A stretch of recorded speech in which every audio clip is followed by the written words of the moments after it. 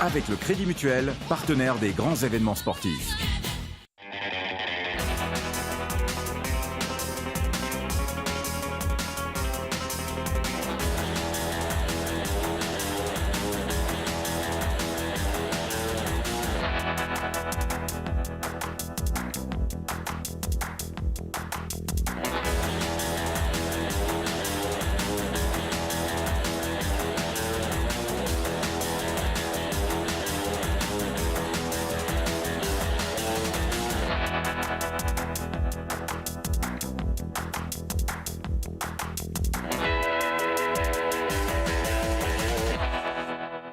Bonjour à toutes et à tous. Il faut 24 heures à Sébastien Réglé pour trouver une chemise. Le double à Clément Chaussat, c'est-à-dire 48, comme le nombre d'épisodes de LFD, le mag numéro 48. Vous vous rendez compte, 48 fois en votre présence. Ce n'est que du bonheur. Merci à toutes et à tous de nous suivre très nombreux. J'ai la chance d'avoir à mes côtés une nouvelle fois des consultants un petit peu de qualité. Et je vais commencer, une fois n'est pas coutume, par l'immense, le grand Sébastien Réglé. Salut Seb. Bah salut, ça me fait toujours autant plaisir. Et tu as toujours une belle chemise. Ouais, t'as vu, et pourtant je l'ai changé. Hein. Ouais, t'es un petit peu chaud là, tu l'as ouvert. Ouais, mais il fait chaud dans le studio. Hein. Tout est causé, ok, c'est bien. Avec toi, le spécialiste des velus, les ours de Villars notamment, celui qui a troqué le pull de sa grand-mère contre la chemise de sa tante. Salut Mathieu. Salut Hugo. Tu vas bien ? En plus, c'est la même personne qui m'a acheté cette chemise. Aïe. Elle va m'en vouloir. À côté de toi, petit par la taille... Oh, quoi que petit. Oh, combien tu mesures ? Si petit. 1,68. Ouais, la taille de Nicolas Sarkozy, Petit, ouais. si tu nous regardes, Nico. Petit par la taille, mais grand par le dévouement à la team LFD, c'est Clément Chaussat. Salut Clem. Salut Hugo, salut à tous. Ça va ? Bah, ça va pas mal. Ouais. Bon voyage dans le Nord, là, un peu compliqué niveau résultat. Avec les volleyeurs, on va en reparler. D'ailleurs, on va lancer directement, c'est le flash, première partie.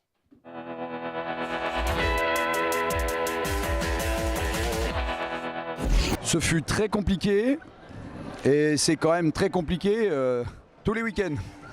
Et je pense que ça sera un long moment dans cette poule, dans cette Coupe de France. On n'a pas de marge avec notre équipe, on le voit, on n'a pas de marge. On est aujourd'hui peu constant offensivement, donc il faut vraiment s'appuyer sur notre secteur défensif qui une nouvelle fois aujourd'hui a encore répondu présent. C'est ça, bon, après on se fait toujours un peu peur, j'ai l'impression, mais même là quand on passe au-dessous au niveau du score, on avait toujours cette petite confiance en nous, on marquait des buts, on était toujours là, le public derrière, le banc qui se levait à chaque fois, ça donne toujours la confiance et puis on est repassé au-dessus. Et jusqu'à la fin c'était serré, un peu de stress, mais et voilà, la victoire elle est là. Ouais, c'est sûr que ça se termine bien, encore une fois, on arrive à gagner ce match, mais c'est juste frustrant de rentrer au vestiaire et de se dire qu'on est passé à côté de cette valeur-là. Mais après, c'est sûr que, comme d'habitude, comptablement, on est content de cette victoire. Elle fait très mal parce que c'était un concurrent en play-down, je pense. Et on n'a pas su jouer notre jeu. En récep, on s'est fait bouger. Eux, ils ont très bien bloqué et défendu derrière. Après, ils faisaient pas de faute. Après, ce qui est du service, on les a pas fait bouger non plus. Et en attaque, on ne mettait pas le ballon par terre et c'est le principe du volley, donc c'est pour ça qu'on s'est fait défoncer. Oui, effectivement, en première mi-temps, on n'est pas rentré vraiment dans le match parce qu'on a subi beaucoup d'occasions et heureusement, on n'a encaissé qu'un seul but parce qu'on n'était pas vraiment sur le coup en première mi-temps. Ouais, complètement. On fait une première mi-temps plutôt moyenne où on fait pas mal d'erreurs techniques. On fait pas mal d'en avant qui bloquent nos actions. On monte pas trop en défense, qui les met dans l'avancée. On arrive à rectifier le tir, surtout en deuxième mi-temps. Et voilà, on arrive à jouer en avançant, nous, en les privant de ballon aussi. Donc voilà, après du coup, on a pu faire un petit écart au score. Donc voilà, on a bien géré la fin de match, on a encore des choses à travailler, c'est loin d'être parfait. Mais voilà, l'essentiel, comme tu dis, est assuré. C'est vrai qu'il nous sourit parce que au-delà des résultats, les performances sont satisfaisantes. On arrive bien à enchaîner Coupe Championnat, ce qui est d'habitude n'est pas évident. On reste sérieux, on prend pas beaucoup de buts et on voit qu'on peut compter sur le potentiel de joueurs de l'équipe réserve quand il y a des absences pour nous aider dans certains matchs. Donc c'est sûr que c'est intéressant, il faut continuer comme ça, quoi. Elle n'est pas dure la défaite, elle est logique. De toute façon, on a déjoué du début à la fin. Donc de toute façon, tout ce qu'on avait travaillé à l'entraînement depuis 15 jours, rien n'a été appliqué. Donc la défaite, elle est logique, elle n'est pas dure. De toute façon, ça fait 15 jours que je suis arrivé, donc il ne faut pas s'attendre non plus à des merveilles. Donc on savait ce qu'ils allaient faire, l'agressivité défensive, jouer en 24 secondes, voilà. On n'a pas été à droite, on n'a pas mis les lancers francs, on perd des balles tout seul. Non, moi, il y a rien je ne suis pas surpris par la défaite d'aujourd'hui. La perf du week-end, parce qu'il y en a eu une perf. Alors c'est une perf un petit peu de saison. Je vous l'annonce, c'est comme ça, c'est la perf.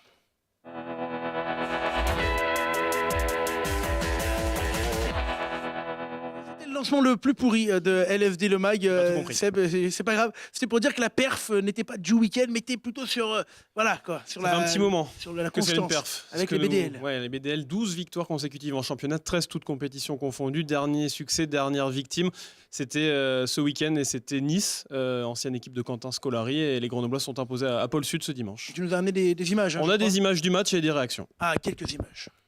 On ne joue pas nos meilleurs matchs, mais on trouve des moyens de gagner. C'est comme ça que les bonnes équipes agissent aussi. Cependant, il faut apprendre quand même de nos erreurs à ce niveau-là aussi quand même. C'est des détails en fait là, qui nous font mal parfois. C'est sûr que c'est toujours plus agréable de venir tous les matins à l'entraînement et d'aller au match quand on est sur des séries de victoires. C'est vraiment le groupe vit bien depuis le début de toute façon.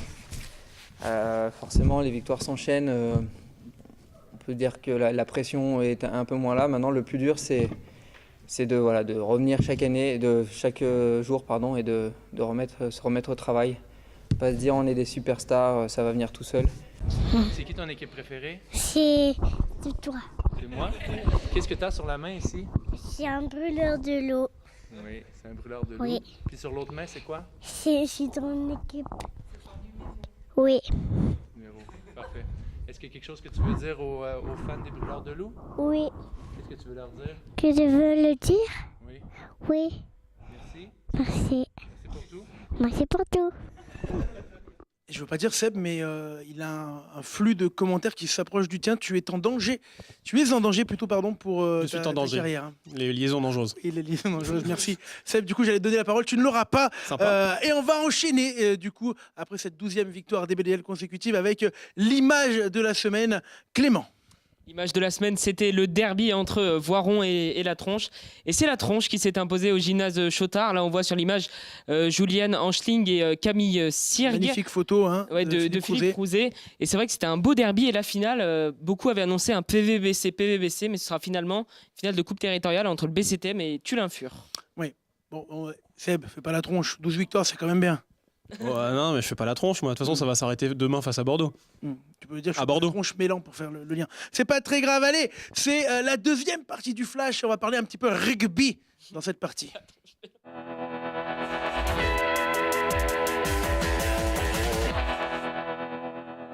L'entame nous fait mal. On subit beaucoup, on tient pas le ballon. Après, malgré ça, quand même, malgré une mauvaise première mi-temps, on est quand même au score à la mi-temps. On tient encore et le deuxième mi-temps est catastrophique. Et donc voilà, qu'on peut rien faire. Le tournant de la saison, deux équipes en difficulté au classement général. Des buts encaissés, pas beaucoup marqués. Les deux équipes ont joué crânement leur chance. Notre coup de chance, c'est le pétage de plomb d'un joueur de l'équipe adverse. Ouais, ce matin, on a bien travaillé, on sentait qu'on était dans le match. Jeudi, c'était plus compliqué, mais ce matin, on sentait qu'on y était. Donc après, on a déroulé, on a eu beaucoup de chance dès le début sur le coup d'envoi. Donc après, c'est facile d'enchaîner. On veut aller chercher des points, on veut vraiment rattraper le wagon de tête et voilà, chercher une qualif, quelque chose. C'est un de nos meilleurs matchs de la saison. Après, on fait pas un si mauvais match en soi, mais on perd sur des pénalités un peu. Je dirais pas que c'est pas la faute de l'arbitrage, mais si on règle l'attitude, franchement, on ira loin parce qu'on voit en 5 contre 5 qu'on est quand même au-dessus. Et on a un 5-4 là, pendant 5 minutes. Et malheureusement, on fait une faute derrière. Du coup, ça nous fait mal d'un coup, quoi. Pour te dire que la victoire, après c'est bien, on enchaîne encore une 4e victoire de suite. Après Beaurepaire qui a été compliqué la semaine dernière, c'est encore un match compliqué cette semaine, mais je pense que le seul truc qu'il faut retenir, c'est la victoire.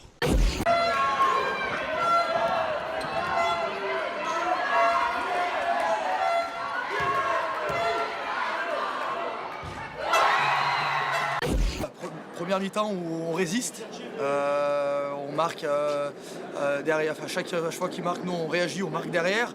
On a fait un peu de jeu, on les a tenus devant. Après, bon, on va pas se mentir, on était à 300%, hein, et ça s'est vu à la deuxième mi-temps. Ça s'est vu la deuxième mi-temps.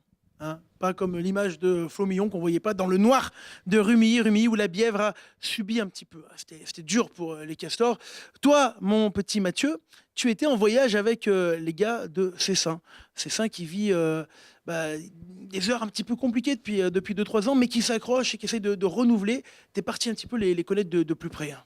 Oui, il y a un point commun entre la Bièvre et Cessin, c'est les blessés, hein, énormément de blessés à Cessin, 28 blessés hein, pour citer le coach Gaëtan Bouzak. C'est incroyable et d'ailleurs on va en parler, il me semble, dans le bad trip. Ouais, c'est le bad trip.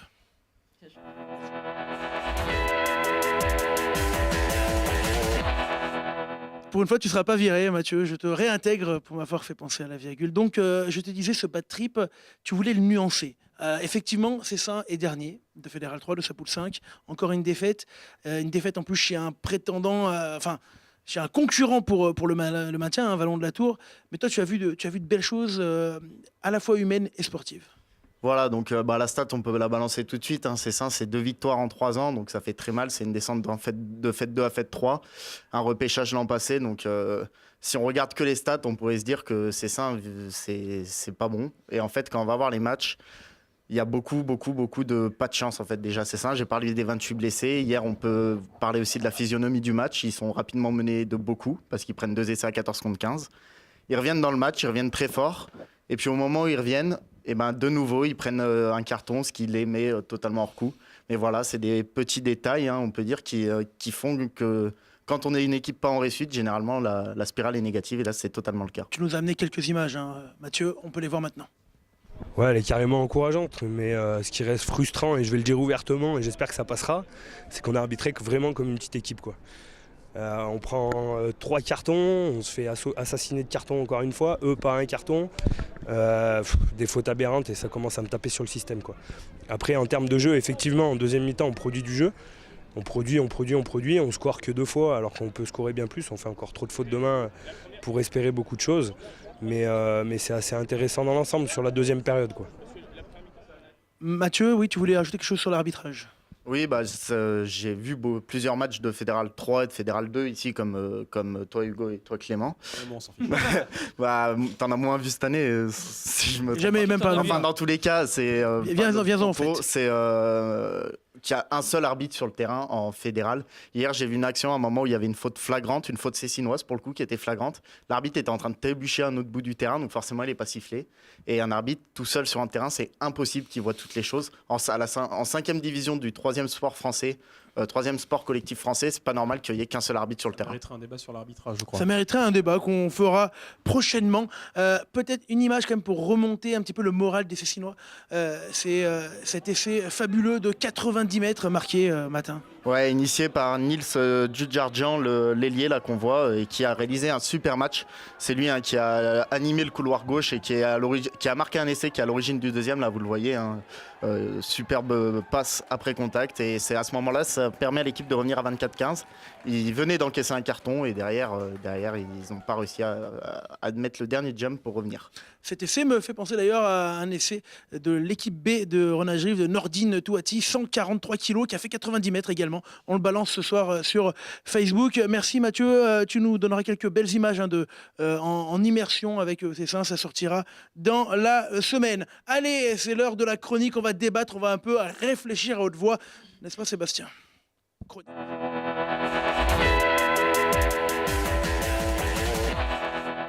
Oui, quand on parle de réflexion, on parle de toi, Seb. Oui, non, c'est pas vrai. Il me semblait. Je vais surtout parler déjà. C'est pour ça qu'il réfléchit.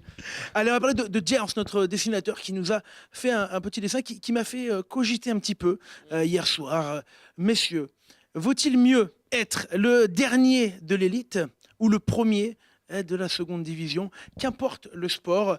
Vous allez me donner vos avis. Moi, j'ai le mien, mais celui qui m'intéresse, c'est d'abord celui de Clément. Alors, il y a plusieurs. Dans le rugby, on peut parler notamment.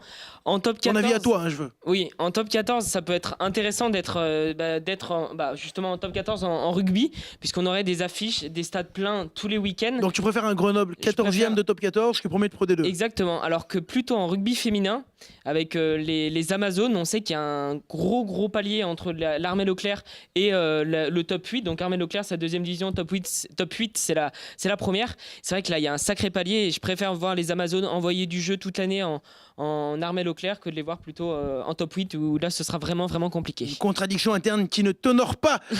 Clément Mathieu, tu en penses quoi? Je suis un peu du même avis que Clément. Après, là où en fait on était un petit peu tous du même avis ce matin, ce qui dépendait en fait, c'était où est-ce qu'on mettait le palier. Par exemple, on a eu le débat entre la Fédérale 3 et l'honneur. On parlait de C5 justement, et on disait, toi tu disais qu'en honneur ça leur permettrait de se relancer après leur année de disette. Moi j'ai un avis différent. Je pense que vu qu'ils ont un groupe plutôt jeune, le fait de rester en Fédérale 3 médiatiquement ça peut être ultra intéressant et surtout ça peut faire progresser les jeunes et les faire rester au club. Donc voilà, ça dépend où est-ce qu'on met les paliers. On est d'accord pour dire qu'il y a des paliers et on n'est pas d'accord pour les mettre où. Toi Seb? Ça dépend de la période et de la saison. On va dire, si on est en début de saison, je préfère être dernier de top 14 que premier de Pro D2, tout simplement parce que j'ai encore une chance de maintenir. Et si je suis en fin de saison, je préfère être premier de Pro D2 parce que je vais monter en top 14. Pour Grenoble et pour le FCG, je préfère être premier de Pro D2, clairement, parce que l'année dernière, saison cauchemardesque d'un point de vue sportif, extra sportif aussi. Oui, mais alors, à un moment donné, quand tu es dernier de top 14, le FCG, c'est un exemple particulier. Effectivement, ils sont premiers de Pro D2. On peut dire qu'il y a un élan populaire, mais un élan populaire, on peut limiter à 7000, 8000 personnes, ce qui est très bien en Pro D2. Et les virages restent fermés, donc dans tous les cas, même si Grenoble fait la saison de sa vie, les virages restent fermés. Non, mais surtout, ça veut dire que faire aussi bien qu'en top 14. Dernier en top 14, tu fais au pire 8000, 7000. Et là, tu fais au mieux 7000, 8000. C'est-à-dire qu'à un moment donné... l'ambiance, c'est peut-être meilleur. Enfin, on va dire en tribune, ça va sans doute plus chanter quand tu es premier de Pro D2, dernier de top 14. Je suis pas sûr. À Grenoble, et les gens qui exemple, ils viennent aussi pour voir l'équipe adverse, je pense, quand ils sont derniers de top 14. Alors que quand tu es premier de Pro D2, ils viennent pour ton équipe. Moi, je pense que oui. Mais qu'est-ce qu'on s'en fout de ça? Non, mais très sérieusement, le but c'est quoi? Moi, je préfère c'est d'avoir des mecs que tu pousses parce qu'ils vont peut-être faire l'exploit contre Toulon, et puis même s'ils perdent de quelques points, c'est la 10e défaite, mais de quelques points contre Toulon, ou alors ils vont mettre 50 à Narbonne. Non, franchement. Moi, je préfère que l'équipe elle soit à fond derrière moi, que je pense au RCA, petit clin d'œil au RC Alpin.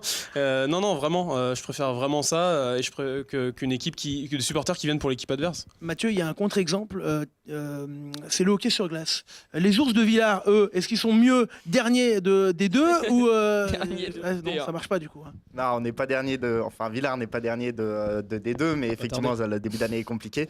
Non, mais par contre, oui, effectivement, hockey sur glace à Villars, il n'y a pas photo, mais en même temps, de jouer en D2, ça permet de faire jouer des jeunes du club. Moi, dans ma famille, pour prendre juste cet exemple, quand on était en Ligue Magnus, quatrième de Ligue Magnus et que Villars était en haut du tableau, ma famille n'arrêtait pas de dire oui, mais il n'y a pas un jeune du club. Il y a quand même beaucoup d'étrangers aussi en D2. Et pas à Villars, puisqu'il n'y en a que 4. Alors, non, mais 4 étrangers à Villars. La question des jeunes. Faire jouer des jeunes du club. Donc il y a un autre intérêt, mais c'est sûr que la patinoire était plus pleine en Ligue Magnus. Il y avait plus d'engouement autour du club en Ligue Magnus. Après, si Villars était premier de D2 et gagnerait tous ses matchs tous les week-ends, je pense que ça serait différent déjà. Oui, tu m'as tué là. Mais les jeunes, pour Grenoble par exemple, c'est particulier. Effectivement, la Pro D2 permet de faire jouer des jeunes plus que si on était en top 14, mais ces jeunes-là, ils n'auraient jamais joué en top 14 certes, mais d'un côté on ne pourra pas les garder en restant en Pro D2. Donc le paradoxe il est là. Seb, je te vois un petit peu hocher. Non, non. Tu es d'accord? Je suis d'accord. Bon, toi aussi Clément? On ne voit pas des garçons comme Capelli, comme Sazeras ou encore comme Gérassi rester éternellement à Grenoble si ça reste en Pro D2. Voilà, le top 14 pourrait vraiment... au final, on n'a aucune réponse à cette magnifique question. James. Merci notre dessinateur James, qui nous permet de passer enfin à l'agenda. L'agenda rugby pour toi Mathieu, allez, moi j'ai pas mes lunettes. Alors le FCG qui se déplace à Carcassonne. Carcassonne, c'est. Les Amazones et qui se déplacent au Stade français. Ok, au revoir.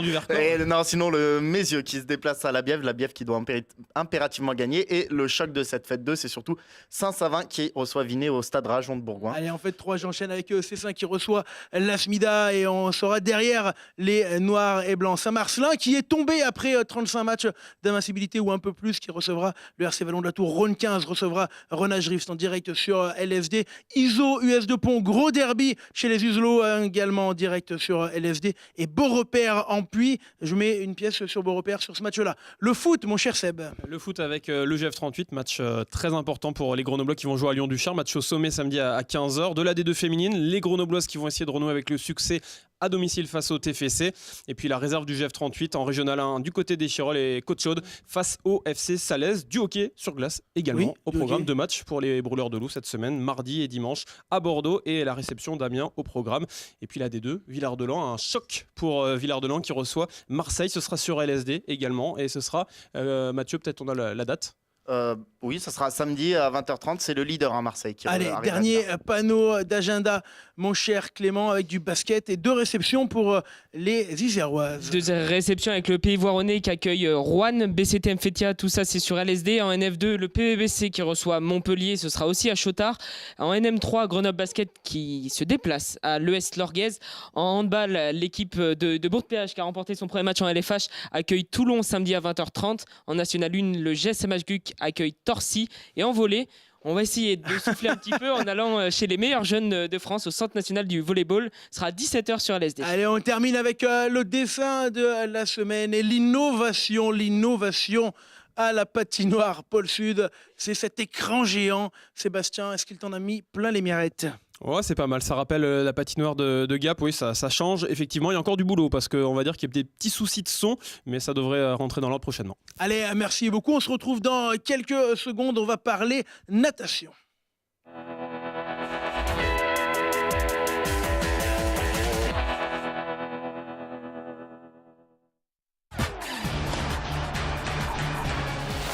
Avec le Crédit Mutuel, partenaire des grands événements sportifs.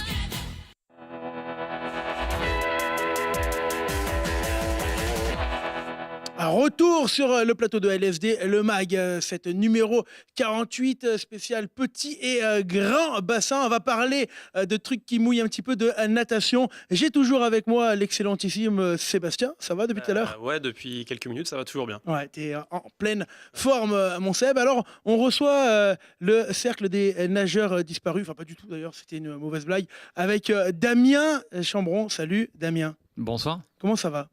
Très bien. Alors Damien, tu es le monsieur qui organise, qui gère et qui fait un petit peu tout autour de l'Open des Alpes de natation. Donc je ne suis pas tout seul à organiser, mais oui, je travaille à l'organisation du 3e Open des Alpes qui aura lieu ce week-end à la piscine du campus. Voilà, donc c'est une compétition de natation, pour faire simple. Ouais, c'est un meeting de natation en petit bassin, en bassin de 25 mètres. Et donc tout le week-end, il y aura 400-450 nageurs qui vont venir à Grenoble pour faire ce 3e Open. 450 nageurs. Sébastien, ça te fait rêver, hein, toi, 25 mètres. Ce que j'ai remarqué, c'est que très rapidement, il y a eu des grands noms qui sont quand même venus à cet Open. Ça a permis aussi de le faire connaître. Ouais, c'est un accélérateur pour faire. Quand on monte un meeting, il faut avoir des têtes d'affiche. Donc nous, on a la chance d'avoir Jordan. Attends, tu grilles la présentation. J'allais dire alors du coup la tête d'affiche, comme le disait Sébastien. Voilà, merci, il m'a tué ma transition. Alors du coup, on fait comme si tu l'avais pas dit. Et je récupère la phrase de Seb. Du coup, oui, effectivement, tu as raison, Seb, puisque la transition est parfaite. La tête d'affiche, quand même, c'est Auréane de Valuez. Auréane. Salut Auréane, comment ça va ? Ça va très bien. Ouais, merci. Auréane, nageuse à Grenoble, c'est bien ça ? Oui, c'est ça. Voilà, jeune nageuse, et tu as à tes côtés un débutant de la natation, hein, c'est bien ça ? Oui, voilà, c'est ça, on le connaît pas trop encore. Comment il s'appelle ? Il débute, alors je crois qu'il s'appelle Jordan, mais je suis pas sûre. Jordan Potin. Ouais, Jordan, bonjour Jordan. Salut. Comment ça va ? Bien, impeccable. Ouais, la forme ? La forme, prêt pour être en compète ce week-end. Bon, habitué des plateaux, chez nous en tout cas, ici. Toujours un plaisir de te recevoir. Tu as derrière toi deux jeunes pousses de la natation grenobloise. Alors, je prends mes notes pour pas me gourer. Hein. C'est Mathieu et Corentin. Je donne la parole à Mathieu Condette d'abord. Mathieu. Bonsoir. Salut Mathieu, ça va ? Oui, ça va. Mathieu, tu as une particularité, outre ta chevelure, qui ressemble à celle de Jordan, mais à l'envers, c'est que tu viens de Charleville. Oui, je viens de Charleville. C'est un programme hyper intéressant, on en parlera tout à l'heure. On passe la parole à Corentin Plusiol. Salut Corentin. Bonsoir. Ça va ? Ça va, ça va. Ouais, bien ? Bien. Bon, super, pas trop stressé ? Non, ça va là. Tant mieux. Bon, mon cher Damien, tu nous as amené un petit peu un florilège là, de ta natation. Qu'est-ce que tu peux nous en dire ? Qui a des nageurs confirmés, des nageurs prometteurs. Alors, on va commencer déjà par la star des petits bassins, Jordan Potin. On a quelques photos pendant que tu nous présentes un petit peu Jordan. Jordan, c'est un pur produit grenoblois. Il a atteint le niveau international depuis déjà quelques années. Il est finaliste des derniers Jeux Olympiques sur le 400 nage libre. Il est champion de France du 400 depuis 2 ans et double champion de France en petit bassin l'année dernière sur 200 mètres et 400 mètres nage libre. Alors, question, Jordan. Alors, Régis, je ne sais pas si on m'entend. Peut-être qu'on peut balancer le diapo qu'on avait sur Jordan Potin. On a quelques photos, voilà, très à son avantage, comme d'habitude. En vrai, toi qui as un parcours maintenant professionnel et médiatique autour de la natation, tu reviens à l'Open des Alpes. C'est beau aussi de faire briller également ton fief. Oui, c'est vrai que c'est toujours un plaisir de venir concourir à la maison, voilà, devant la famille, les proches, les amis de club. Voilà, c'est un beau week-end qui nous attend et puis j'ai hâte d'y être. Seb, on a trop peu de sportifs individuels olympiques pour pas apprécier quand même la présence de Jordan chez nous. C'est un accélérateur pour toute la natation. Pour la natation, oui. Je crois que tu voulais dire dans tous les sports individuels dans la région. Oui, on en a très peu. Il y en a un autre qu'on connaît, c'est Dorian Coninx, qui pourrait être prochainement aussi. Mélina Robert-Michon aussi, on va pas tous les lister. On va pas tous les citer, mais il y en a quelques-uns. Mais c'est vrai que c'est un accélérateur et c'est peut-être aussi ce qui peut attirer d'autres sportifs de haut niveau pour cet Open qui va avoir lieu prochainement. Damien, pour toi aussi, j'imagine que c'est une valeur sûre de pouvoir compter. Et puis un peu de fierté aussi de compter sur des gars comme ça qui reviennent quand même jouer le jeu. Beaucoup de fierté d'avoir un nageur au club de ce niveau-là. Et on espère que les jeunes ils vont suivre son exemple et puis qu'on en aura plusieurs dans le futur. Mais en tout cas, c'est vrai que c'est génial d'avoir un nageur aussi fort à Grenoble. Alors tu nous as amené également une demoiselle. On a retrouvé quelques photos, pas grand-chose, je te rassure. C'est vrai, malheureusement. Auréane de Valuez. Alors, on en parlait tout à l'heure un petit peu avant que ça commence. Toi, tu as un nom qui résonne ici du côté de Grenoble, qui résonne plutôt ovale d'ailleurs. Voilà, c'est ça, plutôt dans le monde du rugby. Avec ton papa, ton grand-père également. Et mon oncle, ouais. Et ton Tout à oncle. fait. Du coup, du rugby à la natation, la logique, elle est où ? Alors, il n'y a absolument aucune logique. Voilà, non, mais j'ai commencé à la natation. C'est mon père qui m'a emmenée au bébé nageur. Donc voilà, j'ai toujours aimé l'eau, aimé être dans l'eau. Donc c'était plus une évidence au grand désespoir de ce dernier. Voilà. Et Damien, qu'est-ce que tu peux nous dire de plus sur Auréane ? Qu'elle progresse année après année, qu'elle gravit les échelons. Elle a terminé 6e des derniers championnats de France. Et elle se rapproche tout doucement des meilleures nageuses françaises dans sa spécialité. Seb ? C'est quoi justement ton objectif à court terme maintenant que tu as fait cette finale de championnat de France ? Cette année, évidemment, c'est de confirmer ma place dans cette finale et pourquoi pas gravir quelques places. Après, mon objectif, c'est aussi un objectif de temps. J'aimerais me rapprocher des 1,10 sur le 100 mètres. C'est encore un peu loin les JO, mais est-ce que tu y penses aussi ? C'est sûr que c'est pas tout de suite déjà. Et ensuite, déjà étape par étape, dans un premier temps. Damien, l'Open, c'est compliqué la natation quand même à organiser. C'est un sport qui manque de médiatisation, c'est un sport qui manque aussi un peu de sponsors. Et comment on trouve cette motivation de retrouver tous ces nageurs, ces nageuses, de les mettre ensemble ? Donc, vous avez raison, ça manque de sponsors. Ouais, du coup, c'est un appel. C'est un appel.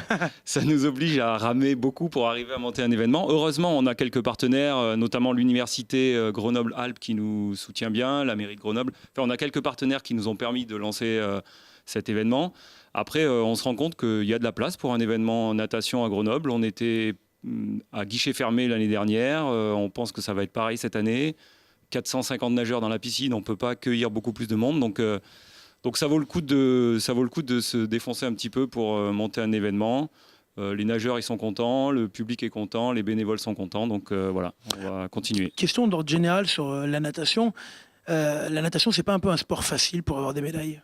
Parce qu'à un moment donné, quand tu as 82 compétitions par tranche d'âge, et non. Si, c'est assez facile. Voilà. C'est quoi ? C'est 80 km dans l'eau par semaine, 70-80 km. C'est 400 entraînements à l'année. Si on aime l'eau, c'est bien. Non, mais par contre, ma boutade mise à part, c'était pour te dire que la lecture est parfois un peu compliquée pour le grand public de la natation. Ouais, alors ça, c'est vrai que c'est la discipline qui veut ça. Il y a beaucoup de courses différentes. Du coup, il y a beaucoup de champions de France. C'est lié à l'histoire. C'est pas les mêmes nageurs qui nagent du 50 mètres et ceux qui nagent du 400. Il y a des brasseurs, il y a des dossistes, il y a plusieurs nages. Donc c'est vrai que ça. T'as montré la taille des jambes là, tu voulais me montrer? Non, c'était. Non, mais suivant les spécialités, ils n'ont pas tout à fait les mêmes gabarits. Voilà. Après, on sait bien entendu, Seb, que la natation, notamment à haut niveau, nécessite des heures et des heures d'entraînement. On a en mémoire également Philippe Lucas qui avait médiatisé à son niveau la natation avec. En tout cas, il faut avoir une sacrée hygiène de vie. Et puis, selon les athlètes, il y en a qui se donnent plus ou moins d'heures par jour. Et je crois que Jordan, justement, là, ça a été un petit peu le point de rupture de cette année au championnat de France. Et là, tu repars de plus belle maintenant. Ça y est, tu as eu le temps de te reposer un peu pendant l'été parce qu'on sait que ça a été un peu compliqué le mois de juin, juillet. Oui, c'est vrai que la saison dernière a été compliquée. Voilà, c'est vrai que, comme on disait, l'entraînement en natation, c'est 25-30 heures d'entraînement par semaine. Donc, quasi un temps plein. On fait tous des études à côté. Enfin, voilà, ça fait un bon programme et il y a de la fatigue qui s'est accumulée l'an dernier. Donc, j'en ai profité pour faire un bon break cet été. C'était le premier depuis 4 ans, je crois, un vrai break, il me semble, non ? Oui, voilà, ça faisait pas mal d'années que j'avais pas pris le temps de souffler, tout simplement, un peu de temps pour moi. Ouais, ça fait du bien. Et puis c'est reparti sur les chapeaux de roue. Auréane, combien de temps tu t'entraînes, toi? Pareil que Joe. Donc 25 à 30 heures semaine. C'est ça à peu près. Et tu fais quoi à côté alors? Alors moi, je suis étudiante à Grenoble École de Management. Et comment tu arrives à être à GEM tout en faisant 30 heures de natation? Tu nages la nuit? Absolument. Ouais. Non, plus sérieusement, je fais mes études à distance. Voilà. Donc j'étudie chez moi et le reste du temps, je vais m'entraîner. C'est beaucoup d'efforts, cette natation. Alors du coup, je vais passer la parole au jeune louveteau qui est derrière avec Corentin Plusiol, pour pas que je dise... Plusiol, c'est comme ça. Alors, retrouver quelques photos également sur toi, pas beaucoup. Tu es encore très jeune, Corentin. Et justement, quand on est jeune comme toi, qu'est-ce qui motive à se dire, allez, je vais aller passer 20, 25, 30 heures d'entraînement chaque semaine? Elle est où la motivation là? Comment on la trouve? Toujours s'améliorer, toujours s'entraîner plus dur. Puis les compétitions. Ouais. Pour gagner en compétition plus facilement. T'as des moments de doute des fois, malgré ton jeune âge, tu te dis est-ce que ça vaut le coup que je m'y mette autant? Pour l'instant, ça va. Ouais, pour l'instant, ça va. Ouais, ça va. Seb, toi, 30 heures sur un vélo? Ouais, c'est à peu près ça, ouais. Par an, ouais. Non, alors, Damien, généralement, c'est la natation qui est un sport aussi compliqué. Est-ce que vous n'avez pas du mal à trouver des jeunes, justement, pour venir s'y raccrocher? Alors, on a du mal à trouver des jeunes qui veulent bien s'investir 20 heures ou 25 heures par semaine. Après, il y a beaucoup de monde qui fait de la natation et nos écoles de natation, elles sont remplies. Beaucoup de jeunes commencent la natation parce que déjà, il faut apprendre à nager. Et puis, ils se trouvent bien dans ce milieu et puis on en a une partie qui reste. Donc, on n'a pas de souci de recrutement à la base. Après, c'est vrai que quand on commence à gravir les échelons et quand on arrive sur la compétition et le chemin du haut niveau, c'est vrai qu'il est rapidement très compliqué, notamment pour concilier le sport et les études. Alors justement, un qui concilie le sport et ses études, Mathieu, c'est ça, Mathieu Condette, que je ne dise pas de bêtises. Toi, tu viens donc de Charleville. Tu es venu pour la natation à Grenoble? Oui, mais aussi parce que je voulais trouver une structure permettant de concilier les études et la natation. Et en France, c'était principalement Grenoble qui pouvait faire ça. Ça veut dire que Grenoble est une des places fortes de la natation. En tout cas, elle permet aux jeunes d'aller plus facilement vers ce sport pro? Alors, je ne dirais pas qu'on ait une place forte de la natation pour l'instant. Il y a beaucoup de clubs qui sont encore devant nous, mais on a une particularité, c'est qu'on est une structure qui permet de bien concilier le sport et les études, et notamment grâce à l'université, comme je le disais tout à l'heure, l'université Grenoble-Alpes, et puis Jordan qui est aussi identifié comme un nageur qui fait des études à côté. C'est pas tout le monde qui est dans ce cas-là, donc c'est vrai que ça nous a donné une étiquette et du coup on attire maintenant des jeunes qui veulent s'inscrire dans ce double projet. Est-ce que l'idée c'est de se rapprocher un peu du cercle des nageurs marseillais par exemple, ou pas du tout? Pas du tout. Enfin, si, se rapprocher en termes de performance sportive, mais par contre sur un modèle qui est vraiment différent. Nous, on est beaucoup plus sur un modèle d'université américaine où on a des gens qui mènent le double projet sport et études et qui arrivent à réussir les deux, à aller au maximum de leur capacité sur les études et également sur leur projet sportif. Voilà. Jordan, on a quelques questions à te poser. Hein, c'est l'heure du deal.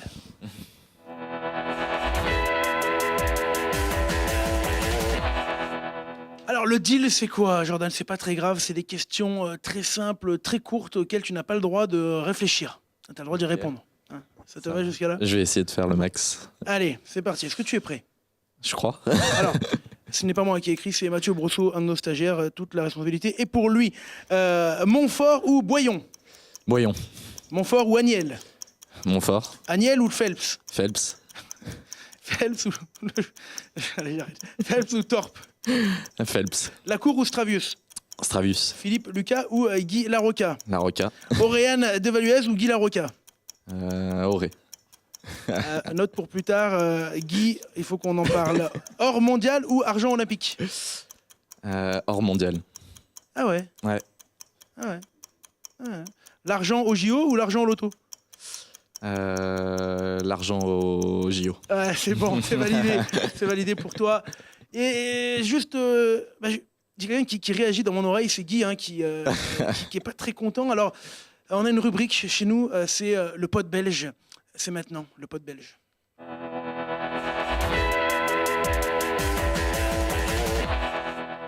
Alors du coup, le pote belge, c'est quoi? C'est quelqu'un qui vous connaît et qui avait des questions à vous poser. Alors là, on me fait signe que la première question elle est plutôt pour Auréane, parce que du coup, tu payes à cause de Jordan. Auréane, voici ta question de Guy. Salut Auré, j'ai une question très importante à te poser. Est-ce que je peux caresser l'espoir qu'un jour j'aurai le plaisir de goûter à tes fameux cookies que tu m'as promis depuis de nombreuses années? Attention, je prends comme témoin tous les téléspectateurs. Alors, on va déjà présenter qui est Guy, Auréane. Alors, Guy, c'est mon entraîneur, donc au même titre que Jordan. Et effectivement, ça fait 9 ans qu'il m'entraîne et je ne lui ai toujours pas apporté de cookies. 9 ans que tu promets des cookies? Pas 9 ans que j'ai promis, mais ça fait quelques années, oui. D'accord. Et t'attends quoi? J'attends qu'il le mérite. Ouh, ça va sentir les longueurs en plus, Seb. Hein. Ouais. Alors, bon, du coup, on a une autre question de Guy pour toi, Jordan, cette fois. Salut Joe, penses-tu qu'un jour tu arrêteras de prononcer une de ces fameuses phrases? Qu'est-ce qu'il a dit? On fait quoi à chaque fois que j'ai terminé de donner un échauffement, une série, une consigne lors d'un entraînement? Alors? Bon, alors c'est vrai que je suis souvent distrait pendant les moments des consignes, mais c'est des moments où je me relâche un peu pour tout donner quand j'ai la tête dans l'eau. Donc, donc il sait que non, ça s'arrêtera pas avant un bon moment. Bon, on a un autre jeu ici, parce que du coup on aime bien jouer chez nous. C'est le C2F. Est-ce que vous connaissez le nom? Hein? Personne ne connaît. Seb? Moi si du coup. Mais... Alors c'est le C2F, c'est maintenant.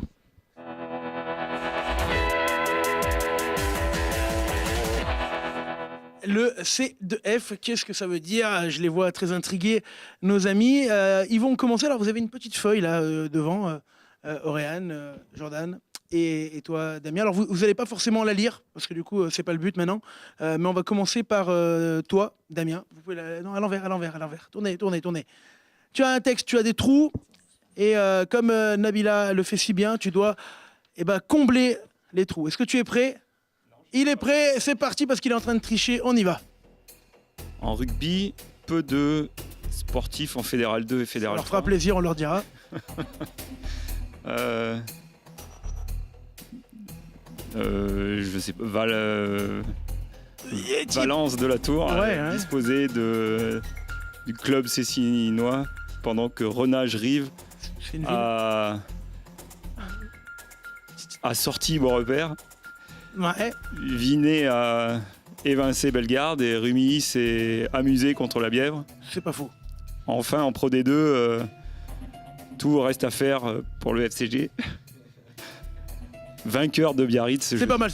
Allez, on enchaîne avec toi, Auréane, pour la deuxième partie du C2F. Il va falloir être plus dynamique là parce que Damien nous a plombé l'ambiance. Hein.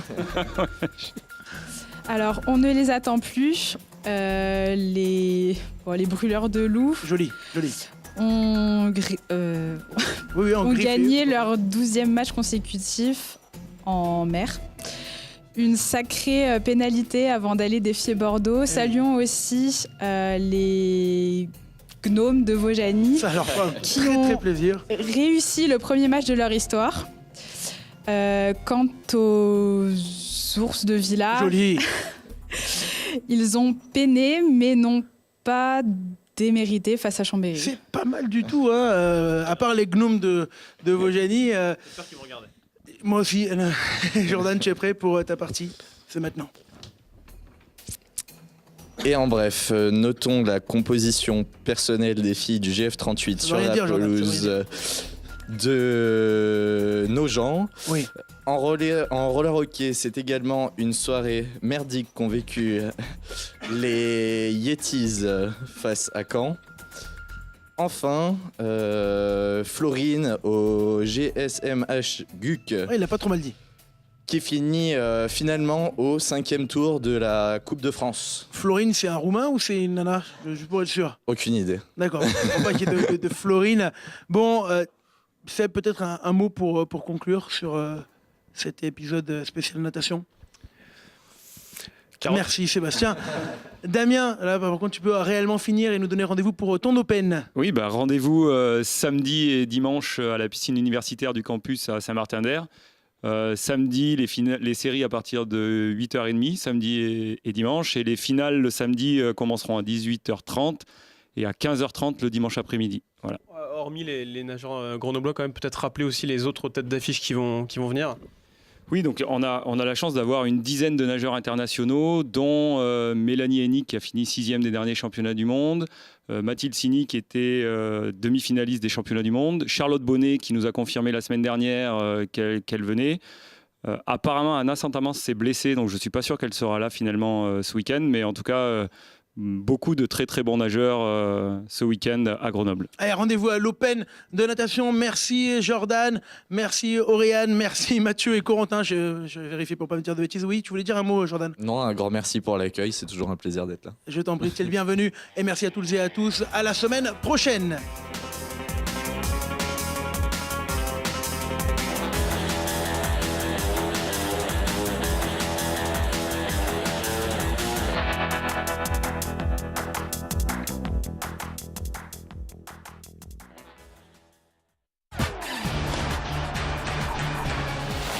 Avec le Crédit Mutuel, partenaire des grands événements sportifs.